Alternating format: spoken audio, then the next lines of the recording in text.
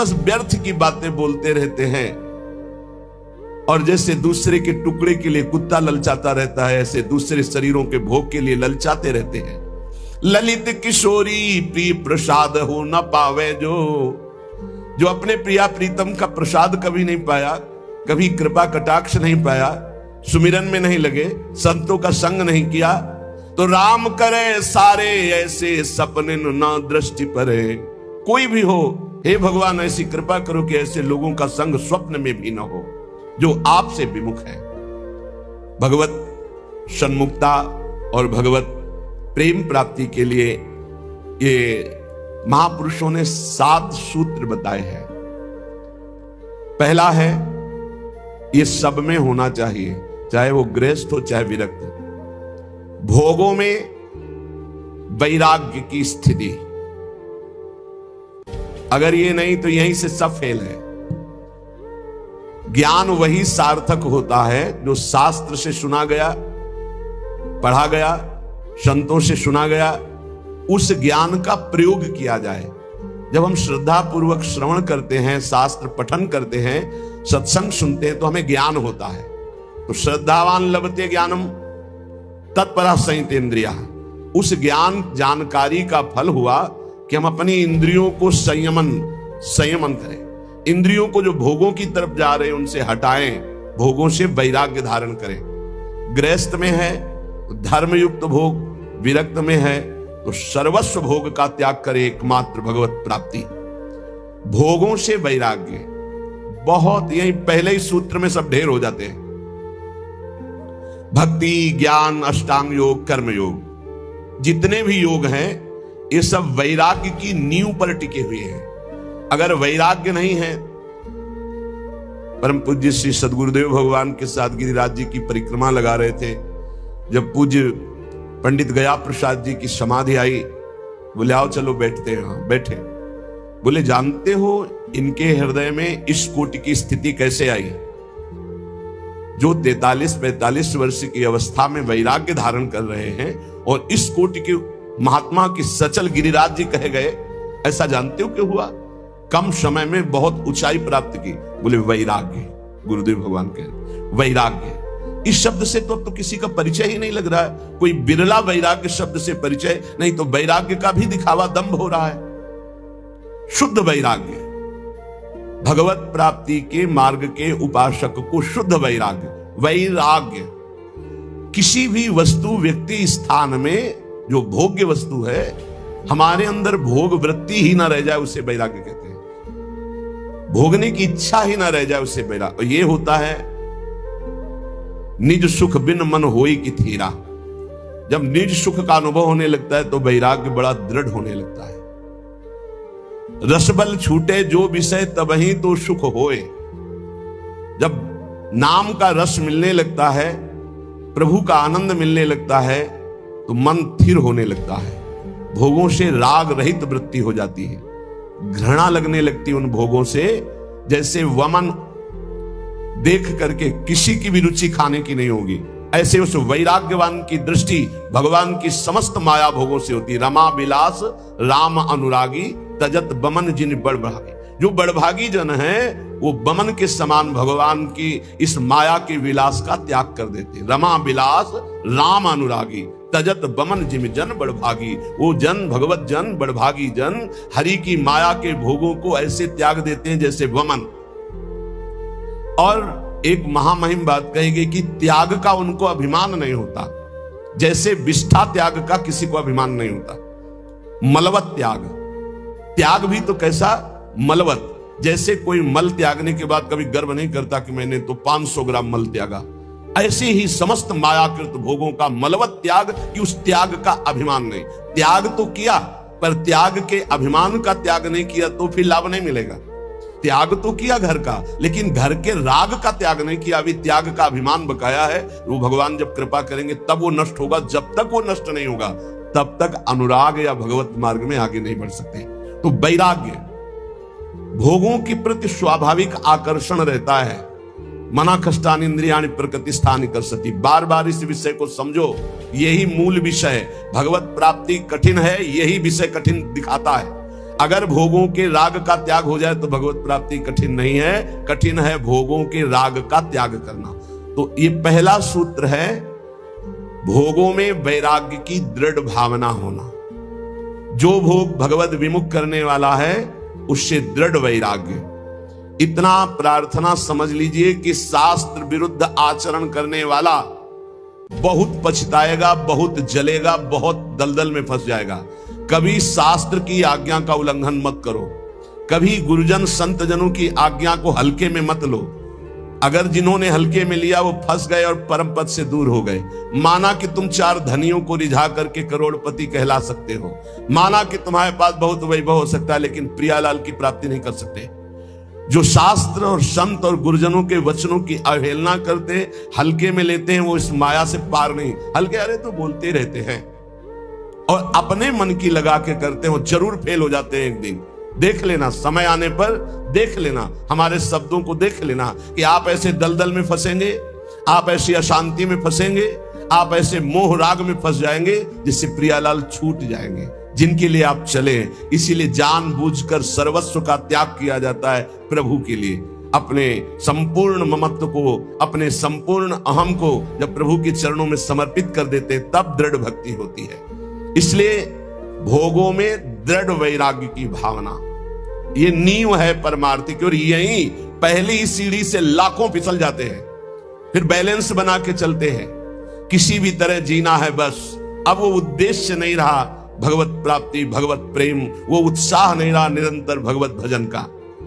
दूसरा बहुत सुंदर ये 7 सूत्र हैं। कुविचार, कुकर्म और कुसंग, इनका त्याग हो जाना चाहिए। कस्तरति कस्तरति मायाम यह संगास त्यजति। बोले कौन तरता है, कौन तरता है माया से?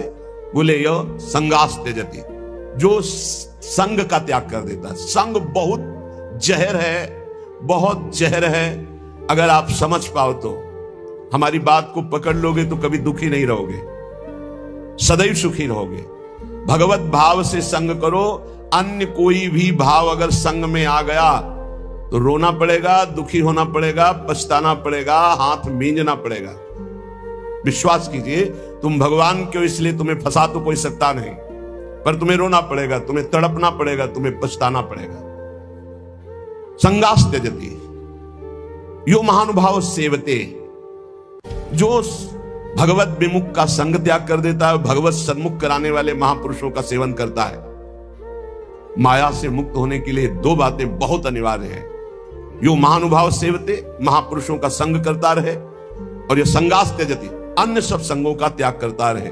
कुविचार, कुविचार कब हमारे अंदर आते हैं, अधिकार कब करते हैं? एक तो पूर्व कर्मों के अनुसार कुविचार होते हैं। जैसे बचपन से कुछ आदतें ऐसी गंदी होती हैं जिनको हमने कहीं सीखा नहीं, पढ़ा नहीं, दिखाया नहीं गया, सुनाया नहीं गया, पर वो अंदर से है, और वो भजन के द्वारा मिटती है, नहीं तो पूरे जीवन और अन्य जन्मों में भी बनी रहती है, क्योंकि पूर्व गलत किए हुए कर्म का संस्कार जीव के अंदर रहता है। दूसरा, इस जन्म का कुविचार होता है। पूर्व जन्म का कुविचार जब तक हम उसका क्रियात्मक रूप नहीं लेंगे तब तक उसमें दम नहीं है। पूर्व जन्म के द्वारा कुविचार ये होता है कि पूर्व जन्म के किए हुए कर्म का कुविचार जो होता है, हम इस समय बिल्कुल सही ढंग से चल रहे हैं, लेकिन हमारे अंदर वो आकर्षण हो रहा है, वो खान पान का, वो भोग का, वो नाना प्रकार की दुर्विचारों का, क्योंकि वो संस्कार हैं, उन्हीं को भजन के द्वारा नष्ट करते हैं। दुर्वासना मम सदा परिकर्षयन्ति। और एक होता है इस जन्म का, ये बहुत खतरनाक होता है। पूर्व जन्म का तो मंद होता है, वो विचार आया और चला गया, अगर उसको पकड़कर क्रिया में उतार दिया तब तो संस्कार बहुत दृढ़ हो गया, अगर क्रिया नहीं उतारी तो वो आया कुविचार नष्ट हो जाएगा। अब जो इस जन्म का कुविचार, उससे बचने की बहुत जरूरत है। इस जन्म का कुविचार होता है गंदा दृश्य देखा, जैसे अजामिल ने कुविचार उदय हुआ और वैश्यागामी बन गया। गंदा दृश्य देखा, जैसे शौभरी ऋषि ने कुविचार उदय हुआ, 50 राजकुमारियों से ब्याह किया। सुनना, देखना और बोलना, इन 3 का विचार पर बहुत प्रभाव पड़ता है। हम गंदी दृश्य देख रहे हैं, गंदे संग करके गंदी बातें सुन रहे हैं, गंदी बातें बोल रहे हैं, तो हमारे विचार गंदे ही होंगे पक्का। क्योंकि जो हम देखते हैं, सुनते हैं, बोलते हैं, वही हमारा मनन होता है, वही हमारा विचार बनता है। इस जन्म में कुविचार को रोक दो। पूर्व जन्म के संस्कार रूप कुविचार जो आता है, वो तटस्थ भूमिका रखी जाए, साक्षी भाव, वो अपने आप नष्ट हो जाएंगे क्योंकि भजन चल रहा है। लेकिन इस जन्म का कुविचार ना होने पावे। कोई दृश्य देखकर मोबाइल आदि से, या प्राकृतिक दृश्यों को ऐसे जो हमारी भोग वासना को बढ़ाए, कोई ऐसी बात सुनकर या ऐसी चर्चा करके जो हमारे विचारों को मलिन कर दे, इस पर बहुत सावधान रहना चाहिए साधक को। तो दूसरा है कुविचार का त्याग और कुकर्म का त्याग। कर्म, सुकर्म और कुकर्म होते हैं। जैसे मति वैसे ही कर्म होते हैं। जहां सुमति होती है वहां सुकर्म होते हैं, और जहां कुमति होती है वहां कुविचार और कुकर्म होते हैं। कुमति किसे कहते हैं? जो शास्त्र संत भगवद विमुख मति है, वो कुमति है। और जहां कुमति तहां विपत्ति निदाना। जहां कुमति है वहां विपत्ति ही विपत्ति, पापाचरण का फल, दुख, विपत्ति, संकट, चिंता, शोक, भय। और जहां सुमति तहां संपत्ति नाना। जहां सुमति होती है वहां सत्कर्म बनते हैं, और जहां शुभ कर्म सत्कर्म बनते हैं वहां सुख, शांति, बहुत विश्राम स्थिति, आनंदमय रहती है।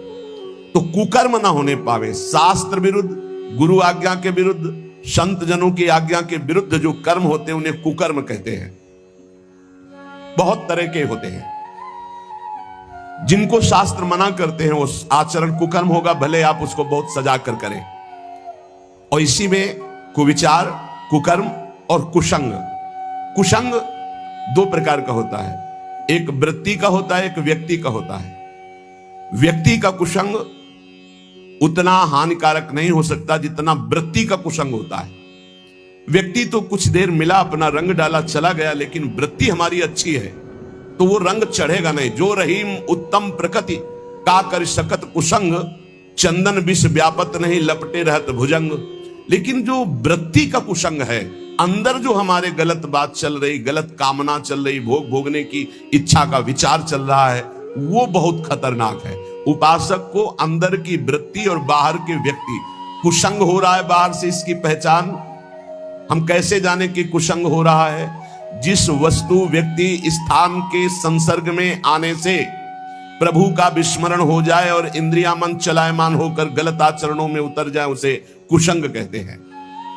जिस वस्तु, व्यक्ति, स्थान के संसर्ग में आने से भगवत स्मृति जागृत हो जाए, भगवान के लिए हमारा हृदय व्याकुल हो जाए, उससे सत्संग कहते हैं।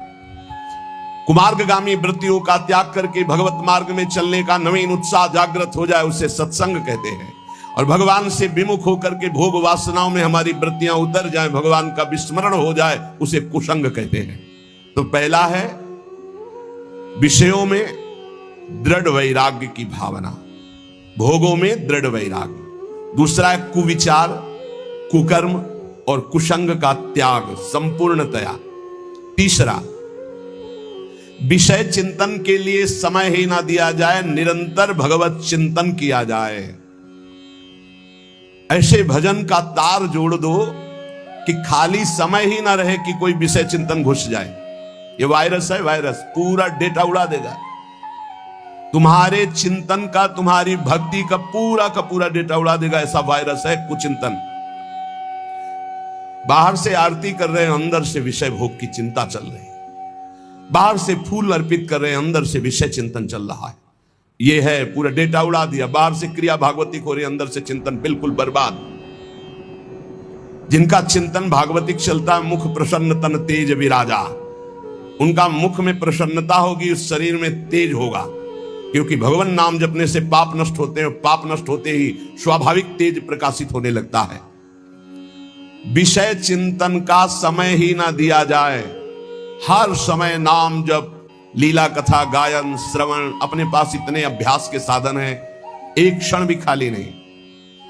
पक्का समझ लीजिए, जब मंत्र में मन न लगे, नाम जप शुरू कर दो, राधा वल्लभ श्री हरिवंश, राधा वल्लभ श्री हरिवंश। इसमें भी मन न लगे, राधा राधा राधा। अब इसमें भी मन नहीं लगा, तुरंत चतुरासी जी में आ जाओ, कोई पद गुनगुनाने लगो। हमको अभ्यास ऐसा करना है कि विषय चिंतन का समय ही नहीं देना। विषय चिंतन इतना प्रभावशाली है कि जहां वो चलने लगेगा तो भजन रोक देगा, और अगर भजन चलता रहा तो विषय चिंतन के लिए जगह नहीं है। विषय चिंतन हुआ, खतरा मोल ले लिया। कहा हनुमंत विपत्ति प्रभु सोई। कौन सी विपत्ति? हनुमान जी के मत में दुख विपत्ति क्या है? ये नहीं कि कोई अव्यवस्था हो गई, हमारी मानी हुई सुख संपत्ति खो गई तो ये विपत्ति है, नहीं। हनुमान जी के मत में नहीं। हनुमान जी के मत में विपत्ति क्या है? कह हनुमंत विपत्ति प्रभु सोई, जब तब सुमिरन भजन न होई। सबसे बड़ी विपत्ति वही है जब भगवान का सुमिरन न होकर विषय चिंतन हो रहा हो। सर्वनाश, जैसे तेरा सर्वनाश हो। सर्वनाश का मतलब होता है बुद्धि का नाश। बुद्धि नाश ही सर्वनाश है। जहां भगवत स्मृति गई, स्मृति भ्रंशा बुद्धिनाश हो, और बुद्धिनाशात प्रणश्यति, प्रणश्यति सर्वनाश हो गया। तेरा सर्वनाश हो जाएगा। सर्वनाश का मतलब तेरी बुद्धि भ्रष्ट हो जाएगी, तेरी बुद्धि सत्य निर्णय के योग्य नहीं रहेगी। यही सर्वनाश है। शास्त्रीय पद्धति में सर्वनाश का स्वरूप है बुद्धि का भगवान से विमुख होकर भ्रष्ट हो जाना।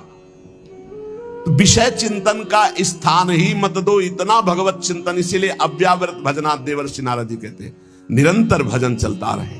भजन के ये साधक कोई बिरला पकड़ पाता है। अंतर रहित निरंतर तैलधारावत भगवत चिंतन। श्वास श्वास में नाम, नाम में श्वास, दोनों एक हो जाए, एकम एक। श्वास ही नाम, नाम ही श्वासा, नाम श्वास को भेद मिटावे। एकम एक हो जाए, श्वास और नाम बिलग नहीं, नाम और श्वास बिलग नहीं।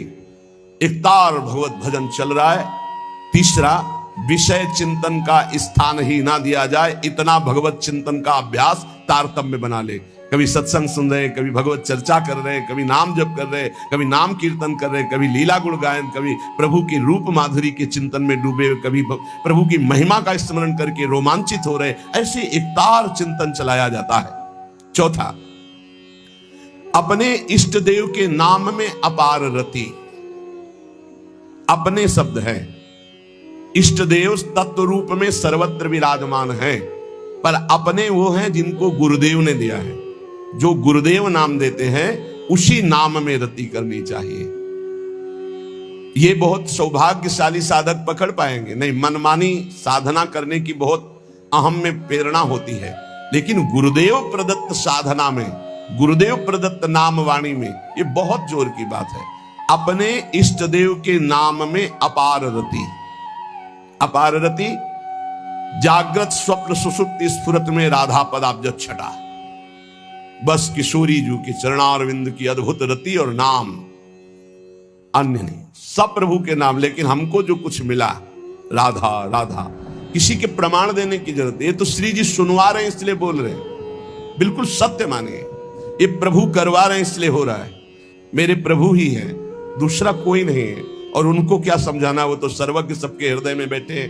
आप जानो ना जानो, गुरु प्रसाद से इतना तो पता चली गया है कि इन सब मंदिरों में केवल भगवान ही बैठे, चाहे जड़ मंदिर हो चाहे चैतन्य मंदिर हो, एकमात्र प्रभु। तो अब वो आज्ञा किए हुए हैं, इसलिए चर्चा हो रही है। ये हमारा जीवन है, तुम बोलो ना बोलो, ये हमारा प्राणाधार है, हमारा सर्वस्व है। और जिन साधनाओं का तुम्हें परिचय नहीं, वो साधना करके हमको ये राधा नाम मिला है, और तुमको फिर ही सुनने को मिल रहा है। इसलिए तुम्हें विश्वास पता नहीं कितना है। हमारा तो जीवन है, प्राण है, ना नर्क स्वर्ग अपवर्ग की कोई त्रास या चाह है। ये बस नाम ना छूटे, जो गुरुदेव ने दिया ये नाम ना छूटे। दाता राधा नाम, हितजू महाराज ने, गुरुदेव ने राधा नाम दिया, जो सिंहासन पे बिरा। सर्वस्व सब कुछ, अब नहीं, अब नहीं। वेदान्न पे संन्यस्ते, अब न लोक का भय, न वेद का भय, न शास्त्र का। अब तो एकमात्र केवल राधा राधा राधा। पकड़ लो पकड़ लो, नहीं हवा ही है, जा रही है। क्या दे सकते हो? आपके पास है क्या? आप में चैतन्य शक्ति मेरे प्रभु की है, आपका शरीर रचा मेरे प्रभु का है, आपके पास जो भोग सामग्री वो प्रभु की द्वारा दी हुई। तो हम तुमसे मांगे या प्रभु से? हमारे तो सिर्फ आप हो। दे सकते हो तो दुख दे दो, सुख आप मत देना। हाँ, बस इतनी जरूर बात है कि जो आपके द्वारा दी हुई निष्ठा है, जो आपके द्वारा दिया हुआ चिंतन है, इस पर बाधा ना पड़े। ये आप कृपा करते रहो और दुख दो और दो, जितना दे सकते हो और देते रहो। क्योंकि हर दुख में आपकी शरणागति पुष्ट होती है, हर दुख में आपका चिंतन विशाल होता है, हर दुख में आपका सानिध्य अनुभव होता है। इसलिए हमें प्रभु की दो शक्तियां हैं, एक भक्ति और एक माया। आ जा इधर तो आनंद सिंधु में हिलोरे ले, और इधर जा तो माया के समुद्र में डूब, जहां काम क्रोध लोभ मोह मद मत्सर है। बुद्धि का खेल नहीं। अगर श्रद्धा रखते हो, भाव रखते हो, तो विश्वास करके मान लो और ये जन्म निहाल ना हो जाए तो वृंदावन की भूमि से कहता हूं देख लेना, परम पावन वृंदावन का कण कण राधा नाम की प्रीता प्रदान करता है। तुम क्या जानोगे राधा नाम को। इसीलिए जिनको ये श्रद्धा और विश्वास है और जिन्होंने वर्ण किया है श्री राधा किशोरी के चरणारविंद को, ये हमारे गुरु के चरणारविंद हैं, तो अपने आराध्य देव के नाम में अपार रति, बस राधा राधा राधा। वेद भगवान की श्वासों से प्रकट हुए, किसी की लिखा पढ़ी नहीं है। वही भगवान अपनी जिह्वा से राधा राधा रटते हैं। तुम्हें देखना है तो वृंदावन की रज का सेवन करो, यमुना रस रानी का अवगाहन करो, यहाँ की लताओं का आलिंगन करो, यहाँ के रसिकों का संग करो, तुम देख लोगे श्री कृष्ण कैसे अशुभ प्रवाह करते हुए राधा राधा रटते हैं। वो राधा नाम हम यश गान करते हैं। और जिन जिन को विश्वास हो गया है तो देख लो, आप जो दुख आवे उसको सहज में भोगते हुए आगे बढ़ो। इस राधा नाम का फल जब आएगा तो बताने लायक नहीं रहोगे, लेकिन जहां होगे वहां परम शांत, परम आनंद और दुख का लेस नहीं होगा, विश्वास कर लीजिए। पांचवा, अपने इष्ट के गुणगान में, अपने इष्ट की महिमा में, अपने इष्ट के पावन चरित्रों में दृढ़ आसक्ति हो जानी चाहिए। जहां हमें प्रिया प्रीतम की बात सुनने को मिले, जहां हमें इष्ट के सिद्धांत, इष्ट के सेवा पद्धति, वही हमारे कान लगने चाहिए। ऐसा सत्संगी इस रस का रसास्वादन नहीं कर सकता कि जहां मन आया वहां सुन रहे हैं, जो मन आया सुन रहे हैं। हमें जब दिल्ली जाना नहीं तो हमें किलोमीटर गिन के क्या करना है, हमें बिहारी जो जाना है, हमें राधा वल्लभ जो जाना है, हमें अपने मार्ग को देखना है। इष्ट मिले और मन मिले, मिले भजन रस रीति, तहा निसंको है मिलिए तासो कीजे प्रीति। हमें जाना है दास दासो हम के मार्ग में, और सुने हम ब्रह्मास्मि की पूरी चर्चा तो हमारे किस काम में आएगी। वो मार्ग ही हमारा नहीं है। अपने मार्ग को पहले समझे। हमें जाना प्रिया प्रीतम के पास, और वो है इधर, और हम भागना इधर, खूब दौड़ना शुरू कर दे तो कभी जिंदगी में नहीं पहुंच पाएंगे। अपने मार्ग में चले, अपने आराध्य देव के गुण चरित्र लीला श्रवण करने का आसक्ति का भाव रखे। प्रियालाल की जहां जहां पिय की बात सुने खोजत तिर गयनन, इधर इस रास्ते में चलने पे प्रियालाल का यश सुनने को मिलेगा, उसी रास्ते में भागता हुआ जा रहा है, प्रियालाल की चर्चा सुनने को मिलेगी। छठवां, सत्संग और स्वाध्याय। सत्संग उसी संत का, आप जिसकी आराधना करते हैं उसकी आराधना में परिपक्व स्थिति उसकी हो, सत्संग तभी लाभ देगा। जहां अर्थ की प्रधानता करके भगवत चर्चा की जाती है, मान प्रतिष्ठा की प्रधानता करके भगवत चर्चा की जाती है, उस भगवत चर्चा का प्रभाव नहीं पड़ता है, बिल्कुल नहीं पड़ता है। वो ऐसा प्रभाव पड़ सकता है कि आप भी सुन करके वही बात सुना दे, नहीं। जब वक्ता का उद्देश्य श्री कृष्ण और श्रोता का उद्देश्य श्री कृष्ण आराधना के लिए ही भले सकामता हो, पर श्री कृष्ण आराधना के लिए, परिवार श्री कृष्ण है, हमारा कर्तव्य श्री कृष्ण के लिए है। हे श्री कृष्ण साईं इतना दीजिए जामे कुटुंब समाए, मैं भी भूखा ना रहूं और साधु ना भूखा जाए, चलो ऐसी कामना करके, तो वो श्रोता और वक्ता दोनों परम पद के अधिकारी होते हैं। भगवान की चर्चा अर्थ प्रधानता का भाव लेकर या मान प्रतिष्ठा का भाव लेकर फिर वो रंग नहीं लाएगी। सूत जी सुना रहे हैं 88,000 ऋषि सुन रहे हैं। क्या सूत जी का भेंट क्या है? इतने बड़े बड़े महात्मा पुलकित हो रहे भगवत चर्चा सुन के, ये देख के सूत जी महाराज पुलकित हो रहे। श्री सुखदेव जी भगवान की चर्चा कर रहे हैं, परीक्षित का परम कल्याण, और न जाने कितने ब्रह्म ऋषि बैठ करके सुन रहे हैं। गोकर्ण जी चर्चा कर रहे हैं धुंधकारी का परम कल्याण, न जाने कितने महाभागवत बैठकर भगवत चर्चा कर रहे हैं। सत्संग जो केवल प्रभु के लिए किया जाए उसे कहते हैं। सत्संग का उद्देश्य स्वांता सुखाय तुलसी रघुनाथ गाथा, भगवान के पावन जस, भगवान के सिद्धांतों का वर्णन केवल भगवत प्राप्ति के लिए। सत्संग, उसी में स्वाध्याय, उसी ग्रंथ का नित्य स्वाध्याय करे जो इष्ट की प्रीति बढ़ाता है। हर वृत्ति अपने इष्ट से जुड़ जाए उसे योग कहते हैं। परमात्मा में चित्तवृत्ति का पूर्ण रूप से समाहित हो जाना, स्थिर हो जाना, इसे योग कहते हैं। अगर शारीरिक क्रिया केवल योग की जाए तो शरीर स्वस्थ रहेगा, लेकिन मन अस्वस्थ रहेगा, क्योंकि मन विषयों का चिंतन करने वाला है और विषय दुख योनया है, तो विषयों का चिंतन करने वाला मन अशांत रहेगा। इसलिए विषय चिंतन त्याग करके बार बार मन को अपने इष्ट में लगाएं, प्रभु में लगाएं, तो सच्चा योग हो जाएगा। तेषाम सतत युक्तानाम भजताम प्रीति पूर्वकम ददामि बुद्धि योगम तम येन माम उपयांति ते। तो हम अपने अनुकूल जो इष्ट की भावना को बढ़ाता चला जाए, ये हमारे अनुकूल है। हमारे अनुकूलता किसको लेकर के है? श्री कृष्ण अनुकूल लेन, श्री प्रियानुकूल लेन, आराध्य देव के अनुकूल। तो हम ऐसे ही ग्रंथों को पढ़ें, ऐसे ही सिद्धांतों को समझें, जिससे हमारे इष्ट की प्रियता बढ़े। सत्संग और स्वाध्याय बहुत संभल कर करें। सत्संग ऐसे संत का जिसके श्रवण मात्र से भोगों से वैराग्य और भगवत अनुराग बढ़े। अपनी असत वासनाओं का त्याग करके सत मार्ग में हमारा मन दौड़ने लगे, उससे सत्संग प्राप्त हुआ है। स्वाध्याय अपने इष्ट की प्रीति प्रदान करने वाले शास्त्र से। और सातवां, पूर्ण इष्ट का भरोसा और कृपा पर दृढ़ विश्वास करके निश्चिंत हो जाना।